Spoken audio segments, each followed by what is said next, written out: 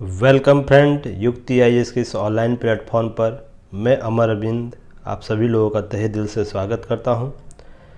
जो अभी अभी इस चैनल से जुड़े हैं, नए हैं, चैनल को सबसे पहले सब्सक्राइब कर ले, साथ ही साथ बेल आइकन को भी दबाएं ताकि सारे नोटिफिकेशन आप तक जल्द से जल्द पहुंचे। और जो हमारे पुराने मित्र हैं, पुराने स्टूडेंट हैं, चैनल को शेयर भी करें ताकि और भी लोग हमसे जुड़ सकें। टॉप 10 का जो सीरीज चल रहा है उसका सीट नंबर 4 आज लेकर मैं आया हूँ। करंट अफेयर्स 2021 का जो सीरीज है सभी को पता है। इसमें आज राष्ट्रीय मुद्दे, इंटरनेशनल इशू और विज्ञान प्रौद्योगिकी, साइंस एंड टेक के टॉप 5 क्वेश्चन आपको शामिल किए गए हैं। तो उससे पहले जो भी क्यूरी हो, जो भी समस्या हो, दिए गए नंबर पर कांटेक्ट कर सकते हैं।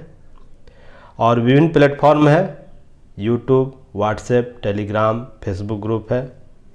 डिस्क्रिप्शन बॉक्स में लिंक दिया रहता है, वहाँ से आप ऐड हो सकते हैं, या किसी भी प्लेटफॉर्म पर युक्ति टाइप कीजिए, आप हमें वहाँ पाइएगा, वहाँ से आप ऐड हो सकते हैं। चलिए बिना समय गवाए आज टॉप 10 में कौन कौन से प्रश्न शामिल किए गए उसे देखते हैं। तो राष्ट्रीय मुद्दा से पहला प्रश्न क्या है इसे देखते हैं। पहला प्रश्न है, उससे पहले हिंदी इंग्लिश दोनों आप लोग स्टूडेंट जो हैं, जो हमें सुन रहे हैं, इसका हिंदी वर्जन मैं पढ़ रहा हूँ, क्योंकि अगर दोनों को मैं सीरीवाल तरीके से पढ़ूँ तो ज़्यादा समय लगता है। हिंदी के मोड को ही पढ़ने में 15 से 20 मिनट का समय लग जाता है। तो आप लोग कोऑपरेट कीजिएगा। हिंदी जो इंग्लिश मीडियम वाले हैं तो आप इसे देखकर अपना आंसर दीजिएगा, आंसर करिएगा। चलिए बढ़ते हैं, और जहाँ उचित होगा मैं वहाँ उसे देख लूँगा। चलिए पहला क्वेश्चन क्या है। पहला है, निम्न में से कौन सा राज्य ड्रोन से कोविड-19 वैक्सीन की डिलीवरी करने वाला प्रथम राज्य है। Which of the following state is the first state of deliver कोविड-19 वैक्सीन बाय ड्रोन। ड्रोन बहुत ही उपयोगी रहा, हर ड्रोन का उपयोगिता हर क्षेत्र में बढ़ता जा रहा है। तो इस एक नए क्षेत्र के रूप में ड्रोन का उपयोग किया जा रहा है, जिसका ट्रायल भी पूरा हो चुका है। तो उसमें कौन सा पहला राज्य है देखते हैं। ऑप्शन क्या दिया गया। ऑप्शन पहला है Bihar, option B Assam, option C Kerala, option D Telangana. तो सेम ऑप्शन यहाँ दिए हुए हैं। तो इसका सही उत्तर क्या होगा। इसका सही उत्तर कमेंट बॉक्स में बताइए आप लोग जल्द से जल्द। ऑप्शन होगा तेलंगाना। चलिए एक्सप्लेनेशन देखते हैं, क्या एक्सप्लेनेशन के तौर पर है। नागरिक उड्डयन मंत्रालय। तो सबसे पहले आप ये जान लीजिएगा, ड्रोन संबंधी जो भी नीति निर्माण, जो भी दिशा निर्देश दिया जाएगा भारतीय जो नागरिक उड्डयन मंत्रालय उसके द्वारा। तो नागरिक उड्डयन मंत्रालय ने तेलंगाना के ड्रोन वैक्सीन डिलीवरी की इजाज़त दे दी थी। तेलंगाना सरकार ने इस संबंध में इजाज़त मांगी थी केंद्र सरकार से। तो मंत्रालय, निम्न मंत्रालय, संबद्ध मंत्रालय उसकी इजाज़त दी है। मंत्रालय ने कहा कि तेलंगाना सरकार को मानव रहित विमान प्रणाली UAS नियम 2021 के सशर्त छूट दिया गया है। सशर्त है, इसमें कुछ शर्त के साथ है। और सरकार की ओर से मिली मंजूरी 1 वर्ष या जब अगले आदेश तक मान्य होगा। तो कितने वर्षों तक मान्य होगा, ये भी प्रश्न MCQ के तौर पर शामिल किया जा सकता है। और किस मंत्रालय के द्वारा किया गया, ये भी आपको MCQ के तौर पर शामिल किया जा सकता है। इसे आप लोग देख लीजिए। चलिए नेक्स्ट क्वेश्चन देखते हैं। नेशनल इशू में क्या नेक्स्ट क्वेश्चन है। नेक्स्ट क्वेश्चन है, निम्न में से किस राज्य ने मिशन ग्रामोदय की शुरुआत की है। Which of the following state has started mission Gramodaya. तो ऑप्शन क्या है देखते हैं। ऑप्शन है A Bihar, option B Madhya Pradesh, option C Uttar Pradesh, option D Maharashtra. तो क्या होगा उत्तर, कमेंट बॉक्स में बताइए। तो इसका सही उत्तर होगा बी मध्य प्रदेश। चलिए देख लेते हैं इसका एक्सप्लेनेशन क्या है। 18 मार्च 2021 मध्य प्रदेश सरकार और केंद्र सरकार दोनों ने मिलकर मध्य प्रदेश के गाँवों के विकास के लिए मिशन ग्रामोदय की शुरुआत की। तो कब स्टार्ट हुआ था, मार्च 2021 में। ये दूसरा चरण होगा ये ग्रामोदय का। इससे पहले आपको सितंबर में पहली बार इसका 1,75,000 दिया जा चुका है। पर ग्रामोदय विकास योजना कब स्टार्ट किया गया, मार्च 2021 को मध्य प्रदेश में केंद्र सरकार के सहयोग से। इस योजना का मुख्य उद्देश्य जरूरतमंदों को आवास उपलब्ध कराना है। एकदम आप लोग ग्रामोदय का क्या मुख्य उद्देश्य है, इसे आप लोग ध्यान में रखिएगा। और साथ ही साथ ग्रामीण क्षेत्रों के बुनियादी ढांचा प्रदान करना है, इंफ्रास्ट्रक्चर को डेवलप करना है। तो इंफ्रास्ट्रक्चर एक कमेंट बॉक्स में आप लोग बताइए कि भारत सरकार द्वारा इंफ्रास्ट्रक्चर ढांचा के तहत कौन कौन से कार्य किए जाते हैं। भारत सरकार द्वारा बुनियादी ढांचा इंफ्रास्ट्रक्चर का जब भी नाम आता है तो उसके तहत कौन कौन से क्षेत्र शामिल होते हैं। तो चलिए इसके साथ ही क्या है, हितग्राहियों को सौंपे जा रहे हैं 1,25,000 नए आवास पीएम आवास के तहत दिए गए हैं, जिसकी लागत 1562 करोड़ रुपये है। यह दूसरा चरण है। इसका आयोजन इससे पहले सितंबर 2020 में किया जा चुका है। तो यहाँ से एमसीक्यू आपको शामिल किया जा सकता है। चलिए नेक्स्ट क्वेश्चन देखते हैं। नेक्स्ट क्वेश्चन क्या है, निम्न में से कौन सा राज्य एथेनॉल संवर्धन नीति लागू करने वाला पहला राज्य बन गया है। तो पहला राज्य कौन सा है, तो पहला राज्य ऑप्शन के तौर पर क्या है, option A Bihar, option B Orissa, option C Uttar Pradesh, option D Maharashtra. Option यहाँ सेम होंगे सब। तो ऑप्शन क्या है, सही उत्तर क्या होगा, इसका सही उत्तर ऑप्शन ए होगा। तो चलिए देखते हैं क्या है एमसीक्यू के तौर पर। इसका एमसीक्यू के तौर पर जो शामिल किया गया है उसमें महत्वपूर्ण बातें भी शामिल की जाती है। तो उसमें देखते हैं एक्सप्लेनेशन के तौर पर क्या है। बिहार कैबिनेट ने एथेनॉल उत्पादन संवर्धन नीति 2021 को मंजूरी दी। तो ये भी आपको एमसीक्यू के तौर पर शामिल किया जाता है। कौन सा नीति किस वर्ष घोषित किया गया, 2021 की 2020 2019 इस तरह से।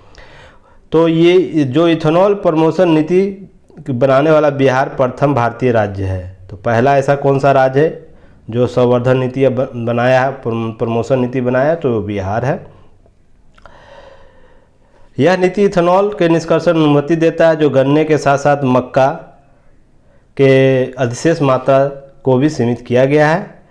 नई नीति बिहार के में इथेनॉल उत्पादन की शुरुआत अनुमति देगी, जो जैव ईंधन 2018 और उसके बाद राष्ट्रीय जैव समन्वय समिति द्वारा राष्ट्रीय नीति द्वारा अनुमति सभी फीड स्टॉक से प्राप्त होगी।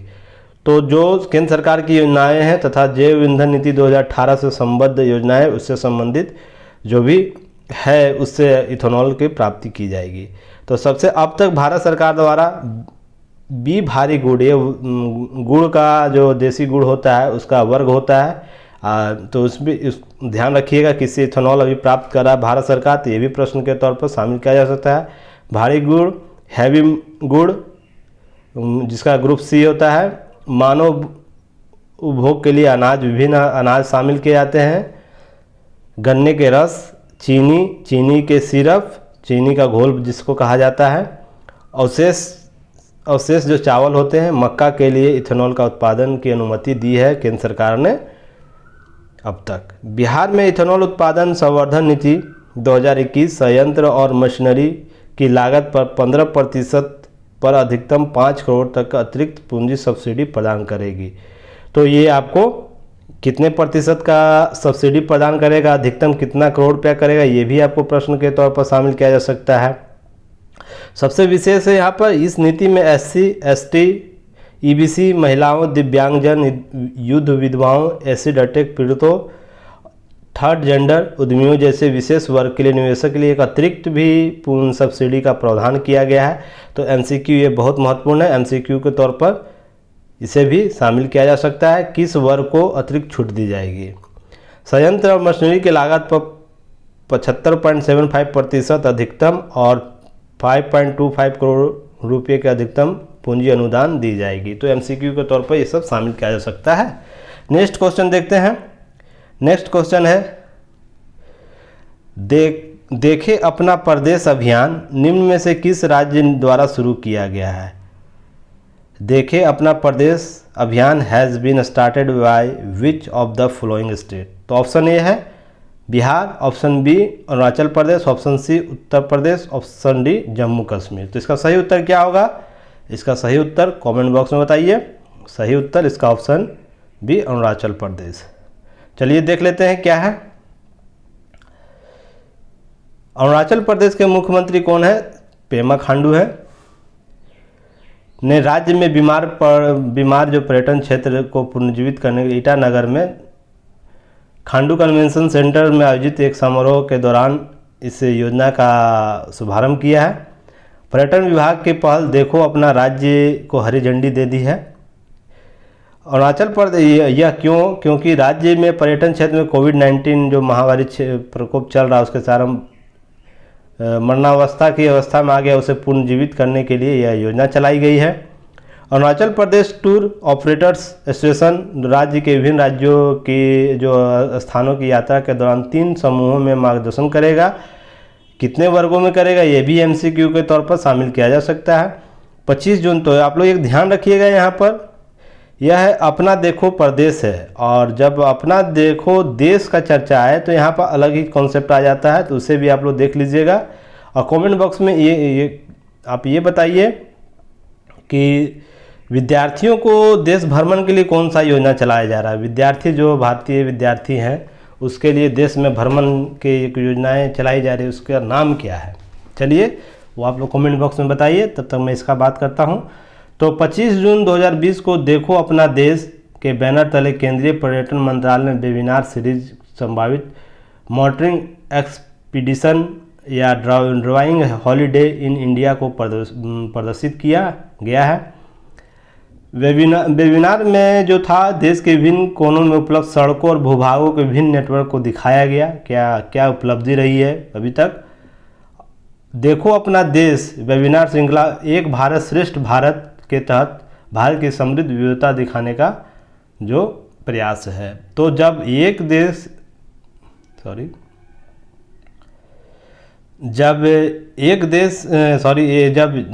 देखो अपना देश की चर्चा हो तो कौन चला रहा है? केंद्र सरकार चला रहा है, आप ध्यान रखिएगा। और जब प्रदेश का चर्चा आए तो वो अरुणाचल प्रदेश से है, आप लोग ध्यान रखिएगा।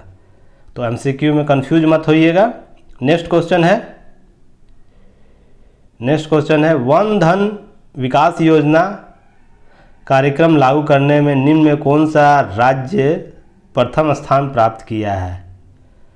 पहला है Chhattisgarh, option B Mizoram, option D Manipur, option C Sikkim. तो आपका इसका सही उत्तर क्या होगा? सही उत्तर ऑप्शन सी होगा, मणिपुर।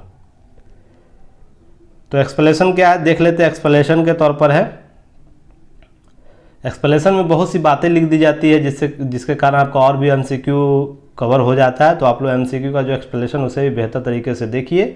देश के जनजातीय क्षेत्रों में 50,000 वन धन विकास केंद्र स्थापित करने की योजना है तथा उन उपज के लिए प्राथमिक प्रसंस्करण मूल्य संवर्धन की उपलब्धता सुनिश्चित करने के लिए जनजातियों को रोजगार उपलब्ध हो सके, इसके लिए 5,000 और सेटअप तैयार किया जाएगा। ट्राइफेड इसका नोडल एजेंसी के रूप में कार्य करता है, जैसे tribal cooperative marketing development federation of India, जिसे ट्राइफेड कहा जाता है। जनजातीय आबादी के बीच रोजगार और आय सृजन के लिए वन धन जनजातीय स्टार्टअप कार्यक्रम को क्रियान्वयन भी कर रहा है। तो ये कौन कर रहा है? ये भी आपको एमसीक्यू के तौर पर शामिल किया जा सकता है। ट्राइफेड के द्वारा क्या चलाया जा रहा है? यह कार्यक्रम न्यूनतम समर्थन मूल्य और एमएफपी योजना के तहत मूल्य श्रृंखला के विकास के माध्यम से लघु वन उपज एमएफपी विपणन तंत्र का एक महत्वपूर्ण घटक के रूप में कार्य करता है।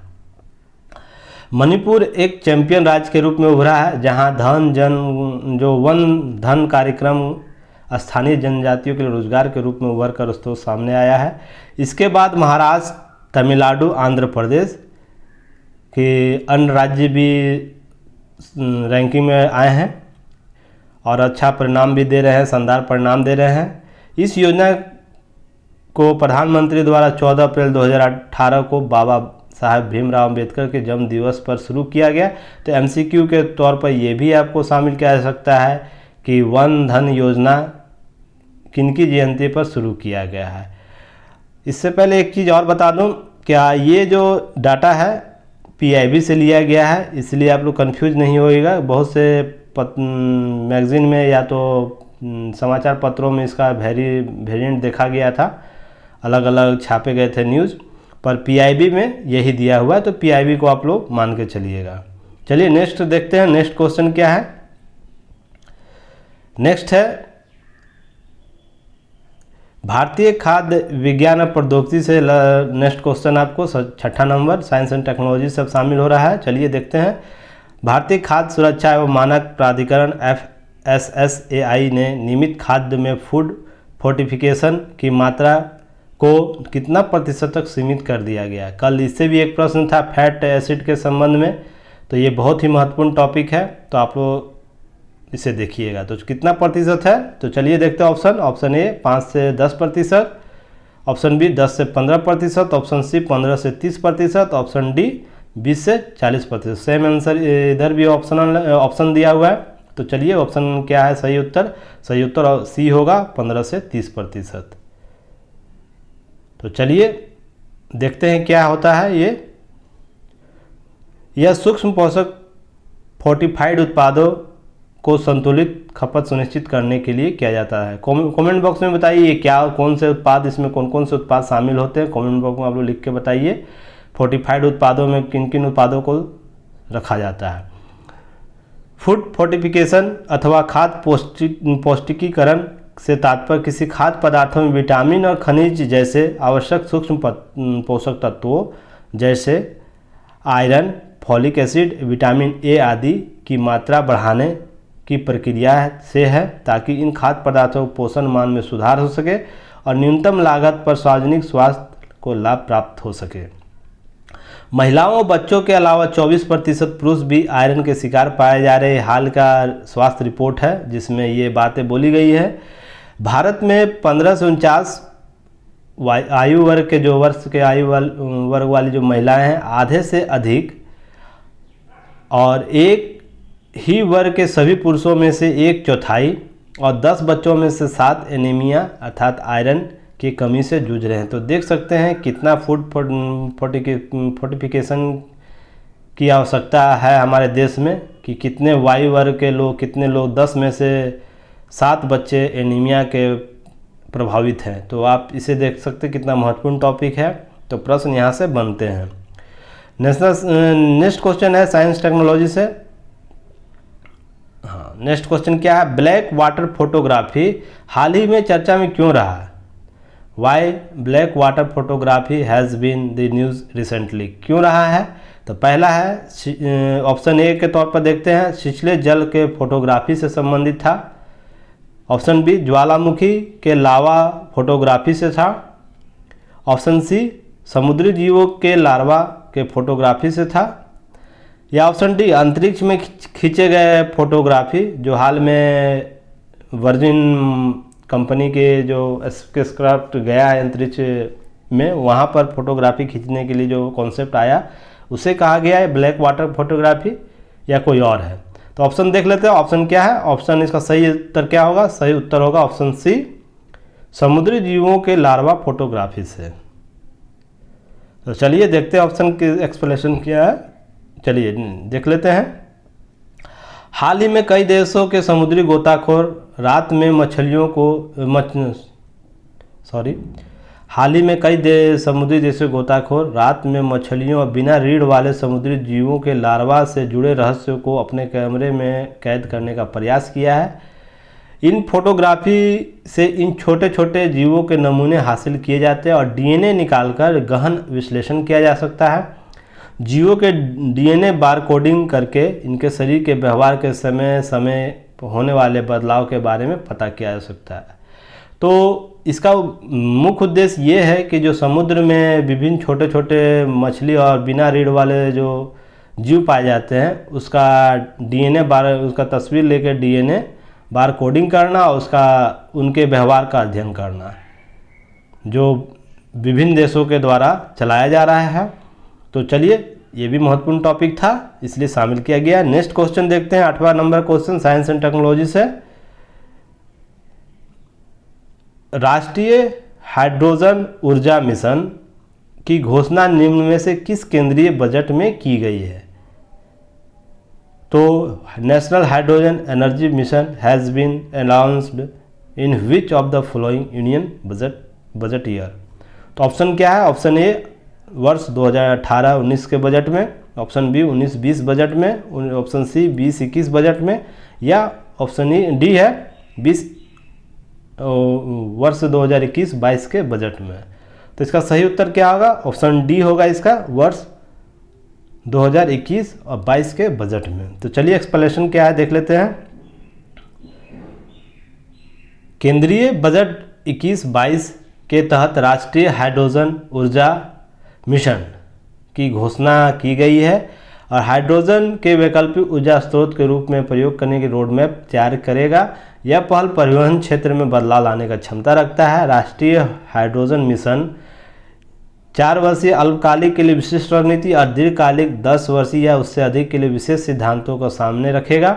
दिसंबर 2020 तक देश के इसके अतिरिक्त भी बातें बहुत सी लिखी गई है क्या है हाइड्रोजन नीति के तहत। तो आपको एमसीक्यू के तौर पे ये भी शामिल किया जाता है कितने कितने वर्षों अल्पकालिक और दीर्घकालिक है, किस बजट में शामिल किया गया है। और यहाँ पर एक बात है पीआईबी से ये भी लिया गया है। पीआईबी बहुत से मैगजीन या बहुत से समाचार पत्रों में या केंद्रीय बजट के संदर्भ में आपको अंतर मिलेगा, किसी किसी में 20 और 21 दिया हुआ है, पर पीआईबी आपको पीआईबी जो एजेंसी है, सरकारी एजेंसी भारत सरकार की है, तो वहाँ पर 21-22 की चर्चा है। तो आप लोग इसको कंफ्यूज मत होइएगा। जो भी साक्ष्य दिए जाते हैं वो पीआईबी के आधार पर दिए जाते हैं और अतिरिक्त नहीं। चलिए नेक्स्ट क्वेश्चन इसी नेक्स्ट एक्सप्लेनेशन क्या है, इसके अतिरिक्त भी बातें हैं। वर्तमान में 2020 तक देश में संचयी ऊर्जा क्षमता 91,000 मेगावाट क्षमता, जो आगे और भी 50,000 मेगावाट परियोजना कार्यान्वित हो रही है। तो वर्तमान में कितना मेगावाट क्षमता है ये भी ऊर्जा का, कुल ऊर्जा का, तो ये भी प्रश्न एमसीक्यू के तौर पर शामिल किया जा सकता है। जो इसके अतिरिक्त भी है, भारत में बढ़ती अच्छी ऊर्जा क्षमता हाइड्रोजन अर्थव्यवस्था के साथ जोड़ना इसका उद्देश्य है। इस मिशन हाइड्रोजन मिशन का हरित महत्वाकांक्षी संसाधनों का हाइड्रोजन उत्पादन पर जोर देना इसका उद्देश्य है। इसके साथ 2022 तक भारत में 175 गीगावाट महत्वाकांक्षी लक्ष्य को केंद्रीय बजट 21-22 को प्रोत्साहन मिला है, जिसमें नवीकरणीय ऊर्जा विकास और एनएचएम के लिए 1500 करोड़ को अतिरिक्त आवंटन किया गया है। इसके अतिरिक्त हाइड्रोजन का उपयोग न केवल भारत को पेरिस समझौते के तहत अपने उत्सर्जन लक्ष्यों को प्राप्त करने में सहायता करेगा, बल्कि यह जीवाश्म ईंधन के आयात पर भारत की निर्भरता को भी कम करेगा। तो देखिए कितना महत्वपूर्ण टॉपिक है और ये एमसीक्यू आपको जरूर आने वाला है। आगामी जो भी एग्ज़ाम होंगे हाइड्रोजन नीति से संबंधित प्रश्न आपको पूछे जाएंगे। या तो बीपीएससी मेंस हो रहा है तो आप लोग ध्यान रखिएगा, बीपीएससी मेंस में नवीकरणीय ऊर्जा के संबंध में इससे प्रश्न हो सकते हैं। तो चलिए नेक्स्ट क्वेश्चन देखते हैं। नेक्स्ट क्वेश्चन क्या है? नेक्स्ट क्वेश्चन आपको है मिशन इनोवेशन 2.0 की घोषणा निम्न में से किससे संबंधित है? The announcement of mission innovation 2.0 is related of which of the following? क्या है? ऑप्शन ए अंतरिक्ष क्षेत्र से, ऑप्शन बी स्वास्थ्य से, ऑप्शन सी सूचना प्रौद्योगिकी से, ऑप्शन डी जलवायु क्षेत्र से, space sector, health sector, information technology sector या क्लाइमेट सेक्टर से। तो ये किससे संबंधित है? तो इसका सही उत्तर ऑप्शन डी होगा, जलवायु क्षेत्र से संबंधित है। तो चलिए क्या है इसे देख लेते हैं। विज्ञान प्रौद्योगिकी मंत्रालय ने मिशन इनोवेशन के दूसरे चक्र की शुरुआत की है। मिशन इनोवेशन की घोषणा नवंबर 2015 में पेरिस समझौता, जो जलवायु समझौता से अलग या साइड लाइन कहिए, जिसे जलवायु परिवर्तन से संबंधित निपटने के लिए की गई थी। तो ये जलवायु संबंधित है, पेरिस समझौता हुआ है, वो तो कार्य कर ही रहा है सारे देशों में, नेशनल इंटरनेशनल लेवल पर। उसके अतिरिक्त भी मिशन इनोवेशन चलाया गया कुछ देशों के संगठनों जैसे 24 देश और यूरोपीय संघ के देशों के द्वारा। इसमें नवाचार और लाया जाए और भी तेज़ी से कार्य किया जाए वैश्विक स्वच्छ ऊर्जा नवाचार प्राप्त करने के लिए। तो कुल कितने देश शामिल है इसमें, ये भी आपको एमसीक्यू के तौर पर शामिल किया जा सकता है। और भी इसके अतिरिक्त भी बातें होंगी जो आप लोग देख लीजिएगा। चलिए लास्ट क्वेश्चन देखते हैं आज क्या है। लास्ट क्वेश्चन आपको है विश्व का प्रथम प्रकाश आधारित क्वांटम कंप्यूटर निम्न में से किस देश ने बनाया है? ऐसा दावा किया गया है। Which of the following country has built the world first light based quantum computer. Option देख लेते हैं। Option A Japan, option B चीन, ऑप्शन सी को दक्षिण Korea, option D America. Same option यहाँ रहेगा। तो चलिए इसका सही उत्तर क्या होगा, ऑप्शन बी होगा चीन।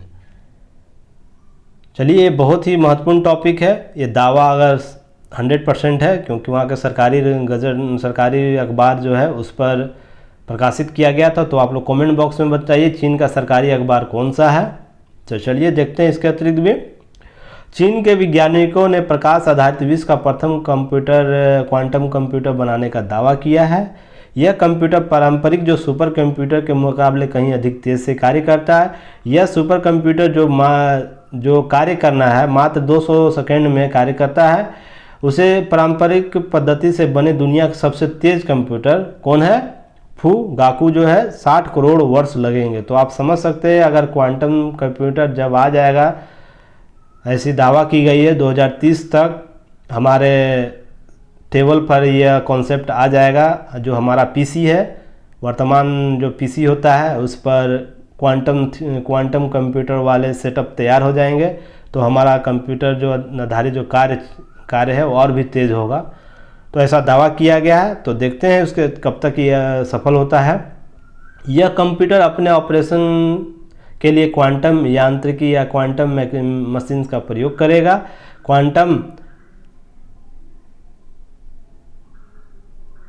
क्वांटम यांत्रिकी टेलीपोर्टेशन किसी वस्तु को एक स्थान से दूसरे स्थान पर बिना स्थान परिवर्तन से पहुंचाया जाता है और समानांतर ब्रह्मांड या यूनिवर्सल पैरेलल यूनिवर्स जैसी पद्धतियों को संकल्पना के आधार पर आधारित है। इसे आप लोग देख लीजिए क्वांटम थ्योरी क्या है। तो इसके ये 10 क्वेश्चन थे, महत्वपूर्ण 10 क्वेश्चन। अब आशा करता हूँ आप लोग इससे बहुत ही लाभान्वित हो रहे होंगे। जो भी संबंधित टॉपिक है नेक्स्ट डे में आपको, नेक्स्ट कॉन्सेप्ट में आपको ये रेगुलर चलेगा। राष्ट्रीय इंटरनेशनल जो नेशनल इंटरनेशनल इशू होता है वो डेली होता है। उसके अतिरिक्त ये सेटअप आगे बढ़ता जाएगा। कल अर्थव्यवस्था से संबंधित प्रश्न आएगा। तो कल चलिए अगले सेट नंबर 5 तक विदा लेते हैं। मैं अमर अरविंद आप लोगों का तहे दिल से शुक्रिया करता हूं और अब तक बने रहने के लिए आप सभी लोगों का धन्यवाद। जय हिंद।